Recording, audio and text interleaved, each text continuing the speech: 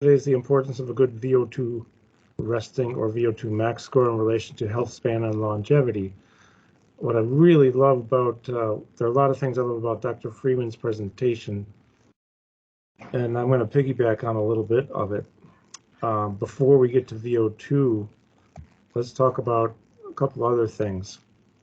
Well, I'm all into learning. I have a podcast.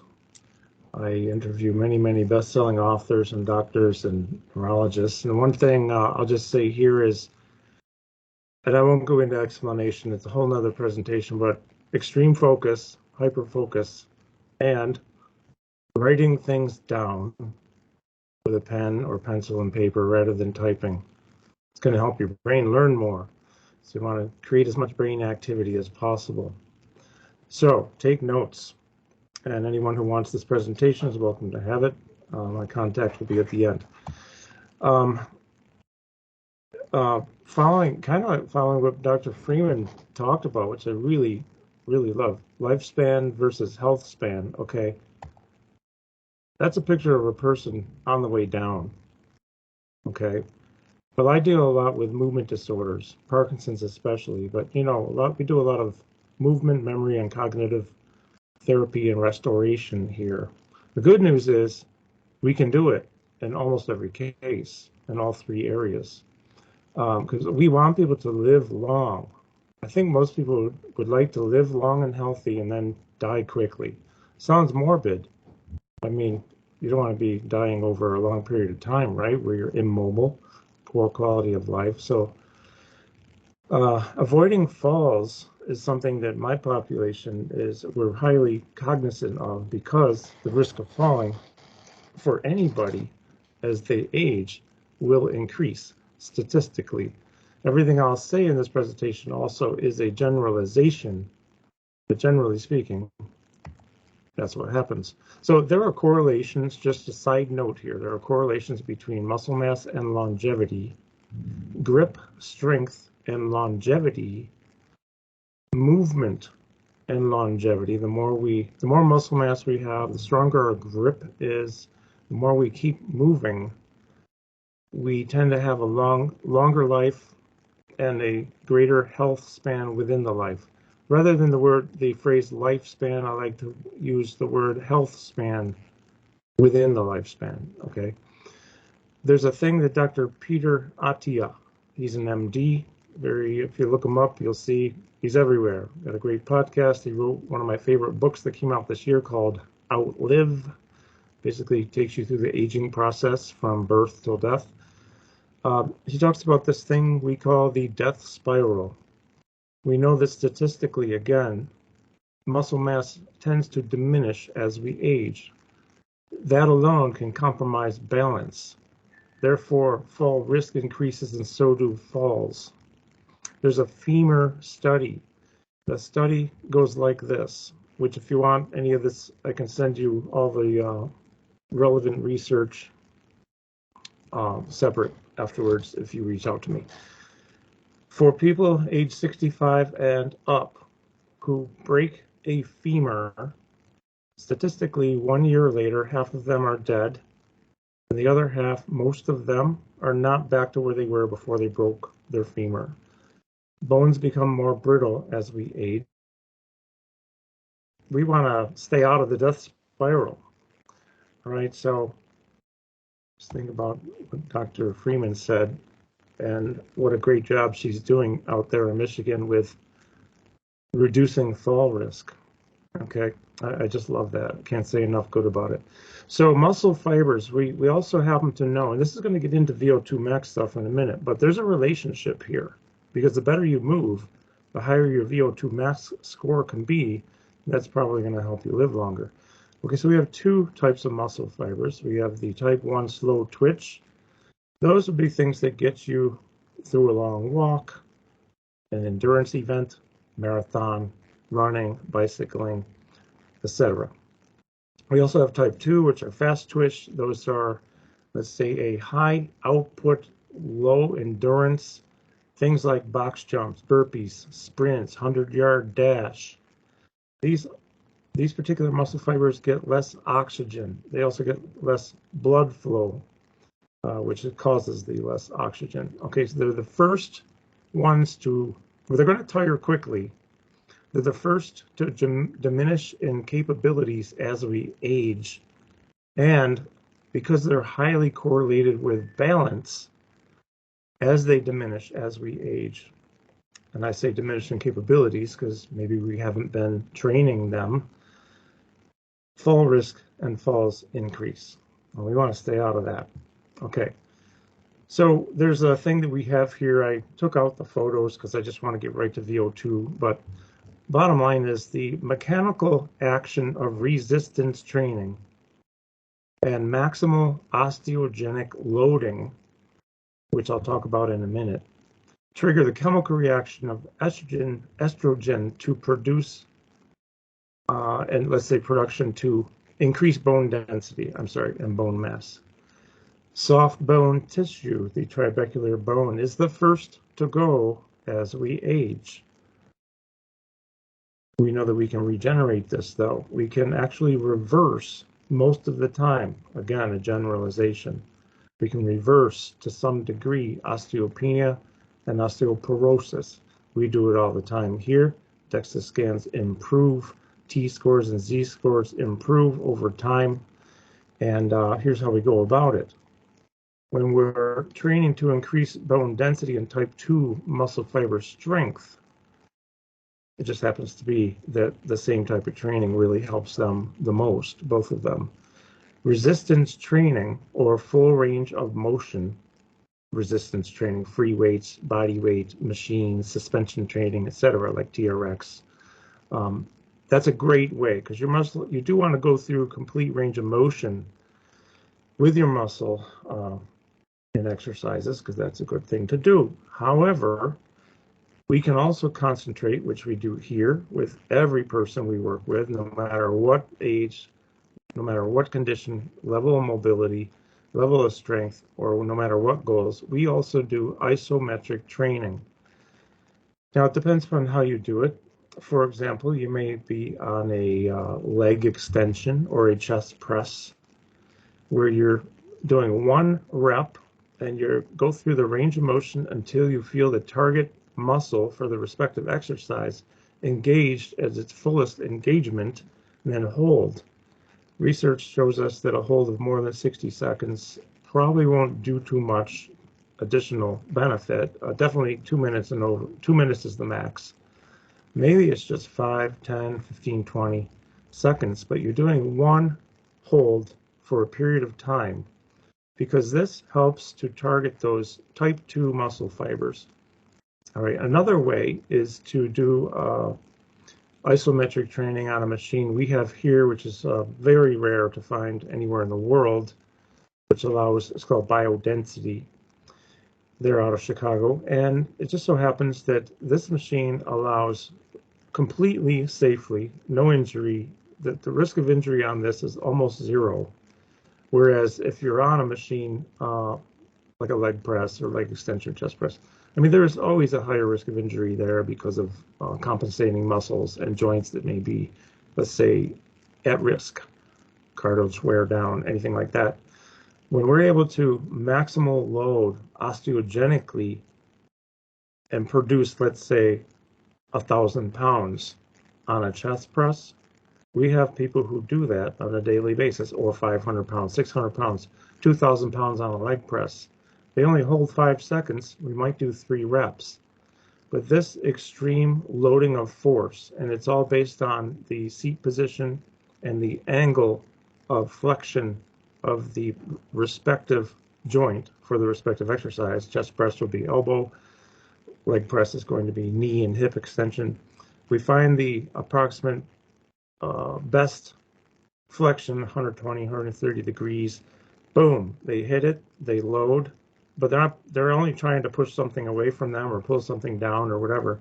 The machine's not moving, but they're still producing maximal force, helping to load through muscles and tendon to produce estrogen to create trabecular soft tissue, and their type 2 fibers are getting a huge workout. Other things that will help us with bone density are walking, running, jumping, etc. vibration therapy with something like a full-size power plate where you stand. You can do all kinds of exercises. It's fantastic. So how does that work into VO2? Well, if you're able to move better, you're able to chances are, if you're moving better, you've probably been breathing somewhat better. Well, this is where we want to improve our type 2 muscle strength, our endurance. We want to improve as much as we can. We want to have the ability to balance well, minimize or let's say just minimize our fall risk so that we can do a moving VO2 max test to see what our score is, because the resting VO2, so a lot of people didn't know, and I was one of them until earlier this year, you can do a resting VO2 test. This is 10 minutes of testing with a mask on, like the person on the upper, and you get all these metrics, and we're going to go over the metrics in a minute, to tell about your state of health in many different areas. So VO2 max test is where you're moving, treadmill, rowing machine, stationary bicycle, or assault bike. However they choose to do the test, let's say the max test, we know that the max test score is the single best indicator of your overall state of health. This takes a picture, a snapshot of the inside of your body like nothing else can. It's also the #1 best predictor of your longevity. So let's go in and talk about it for a minute. We can measure with clinical precision with our device here that we use a person's aerobic health, cardiovascular fitness, metabolic efficiency, fat burn efficiency, respiratory capability, and a number of other things. In fact, we're going to go through some real life examples here with 2 test results from a single person who we work with. So I've brought this up. I want to show you what you can gain from knowledge you'll receive from a test, and then why it's so relevant for the person, and let's say the therapist or the trainer or maybe even the doctor who can, let's say, suggest intervention strategies to improve various scores. Right, so when we look at this person, we're looking at the resting test, I believe. I want to make sure I have the right test up here. I want to do resting first. Yes, resting VO2 max test. We see that the overview shows us that this person, a 70-year-old male with no history of heart problems, no neurological or anything like that, a clean bill of health from his cardiologist recently.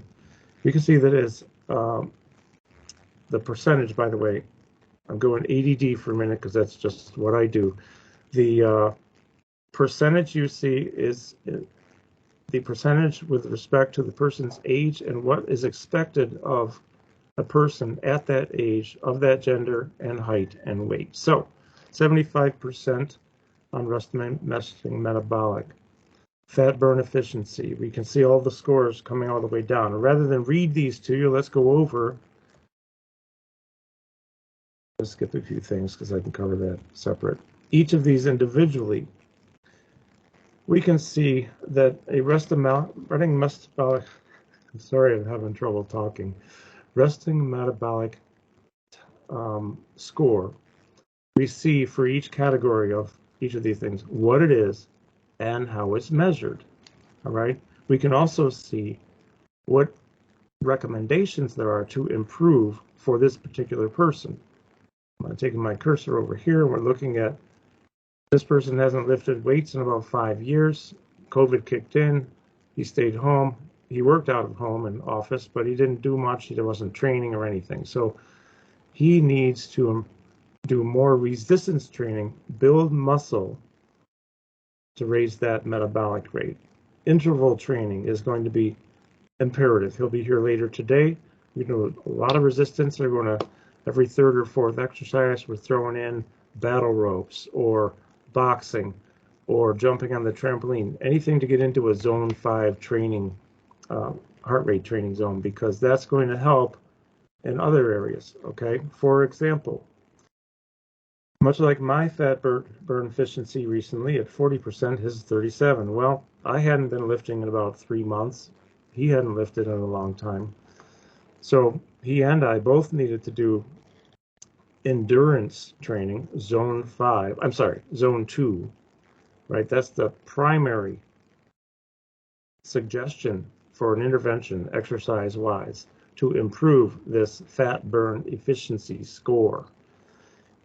Interval training, again, that's going to help us, and so is resistance. But it's in the order here for this respective score. We're going to go concentrate endurance, interval, then resistance. But we factor it all together, and you see at the end how it suggests we combine everything and break up the workouts. So I could talk about each one of these, but I don't want to take too much time. It's not really necessary, but metabolic fitness is an average of the first two. So this is neutral. Well, we know that resistance, interval, and endurance is going to help. We know that for heart fitness, which is good, we can intervene with some things, and it suggests the order. And as you can see, also, we have nutrition suggestions and lifestyle suggestions for each category as well. Lung fitness, in his case, perfect, beautiful. Breathing, cognition relative to breathing. Well, this is very interesting because almost all of us, whether we're aware of it or not, and we're probably not if we have a good score. My score was real good too, like 89 or something. His is better than mine. If we're not at 100%, it means that during our exercise or during our rest, in this case, this is a resting test, we are actually very, very, very slightly hyperventilating.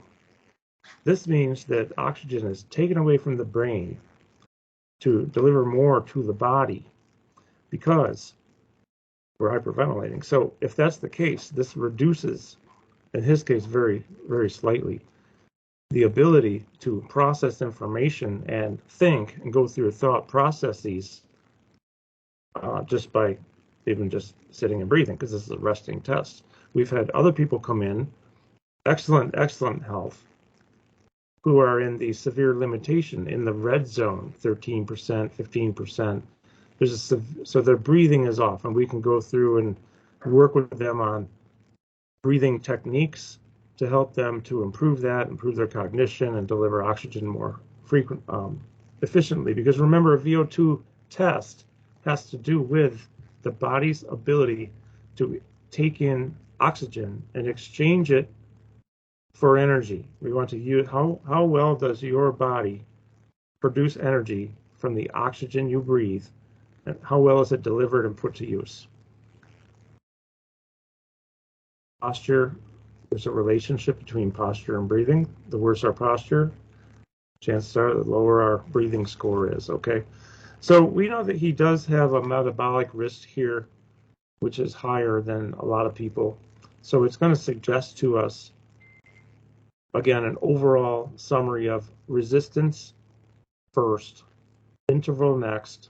I'm sorry, endurance training first. I'm very sorry, my eyes are not working. Resistance next, interval. That's where we're going to concentrate our time. And it'll even go to the point of a moving test telling us how to break it down.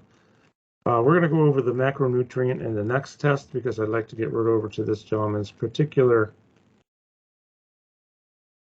From a moving test, that was a resting we just looked at. Moving test is going to tell us things like, you'll see these scores are different. When he's moving, things change. His aerobic capacity is limited, as is his cardiovascular fitness, metabolic rate, fat burn, not too bad, but neutral.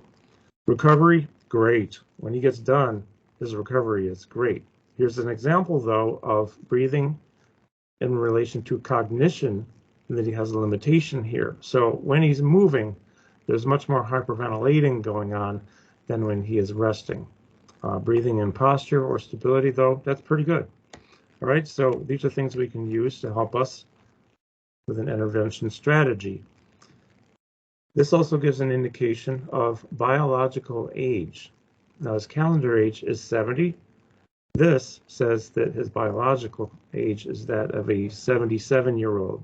Well, he's not too happy about this. He's very committed to his exercise, and I'm telling you, I've never seen anyone put in the work like this guy. So I look forward to working with him, and we're going through all the things that were suggested, which I'll show you at the very end. Again, aerobic capacity, what is it? How is it measured? We have exercise suggestions for intervention, nutrition, lifestyle to help improve it. So when your aerobic capacity is at risk, we know that you must do interval training, zone 5 heart rate training, to help to improve this score, followed by endurance, zone 2, and then we also have resistance training, build some muscle. Cardiovascular fitness, again, what is it? How is it measured? How do we intervene? And people, all this information later. I just want to talk about just kind of overall, without too much detail, the importance of a good VO2 max score. His fat burn efficiency, not bad, but it could be better. So we're going to do more of that zone 5. We're going to do more interval training and, of course, resistance. Same here. Here, that's looking good, but when all the other numbers go up, all the other numbers will go up, if that makes sense. This one here, we really spend a lot of time in endurance training. He does on his own. We don't do it here as much because I want to maximize his time doing resistance and interval, but he's committed and he's doing we're seeing results already with weight loss, particularly fat burn, fat loss, and this is like a month ago, this test. So we'll retest in 2 months, end of October probably, or mid-October, because we really want to work on this especially. So we're also going through breathing exercises, mindful breathing. Even while you're moving around, you can be doing anything and still be cognizant of how you're inspiring and expiring. Okay, and then the last one, of course, is posture and stability is pretty good when he's moving. He did this on a rowing machine. So now we're going to look at, I'm almost to the end, by the way. So I think I have 2 more slides after this, or 3 at the most. We're going to look at the overall training program with suggested intervention, okay? This zone 2 cardiovascular training is very important for all of us for a number of reasons, particularly for endurance, cardiorespiratory fitness, for fat burn efficiency and fat burn, and longevity. All right. He's going to spend a small amount of time, I should say the smallest amount of time in resistance training, but he's doing it here 3 hours a week, not quite 3 hours a week, probably 40 minutes 3 times per week. And then we're doing interval training the other time for the rest of the time that he's here.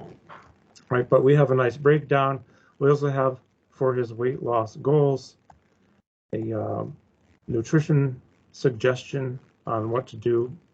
Right, this just tells some other metrics here. Training program is going to say what his particular zones are. Now remember, the 220 minus your age is one formula that's, I'll just say it's just okay. If you're in a pinch and you want to find out what's my max heart rate, take the number 220 and minus your age from it, and that's 100%. Okay, I'm 62, so what's the math? My max is probably 158, right? So for him, at 70, his is going to be 150, except that's that formula based on the data from the VO2 Max test and a 77-year-old biological age. That number has to come down. The 220 minus your age is not relevant. So his zone 5 is going to be more in the 117 to 127 category. If he goes to 150, he goes total anaerobic, and it's not a waste of time, probably no damage done. But if he did that all the time, there could be some health consequences possibly. His zone 2 is low, so is mine, but that's where we want to be. It's individualized data.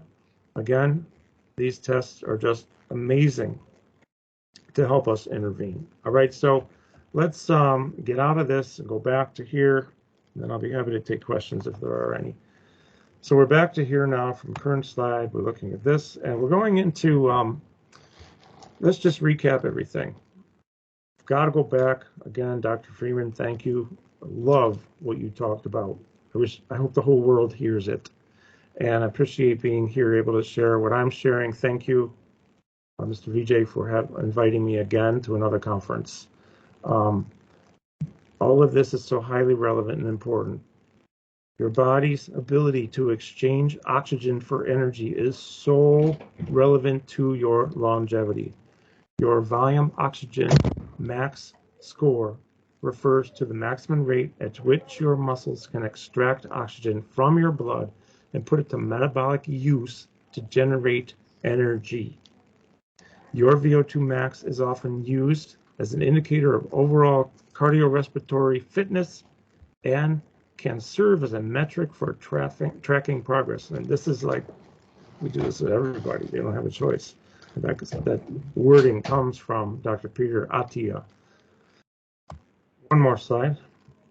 If we simply bring our VO2 max from low, bottom 25th percentile score, to below average, which is 25 to 50th percentile, this associates with a 50% reduction in all-cause mortality. That is mind-blowing to me. And when you go from low to above average, the risk reduction is closer to 70%. So a high VO2 score max correlates with longevity and quality of life because, again, we want to live long and healthy and die quickly. This is a chart that shows optimal scores based by gender and age. So again, I'll leave this on. I'll just say this. Training zones, you can find them anywhere. Just remember that you need to know your zone based on your VO2 max. 220 minus your age is maybe not the right zone for you, because mine would come out at like 115 to 123 or something like that for zone 2, where mine is actually, based on my results, is 93 to 105.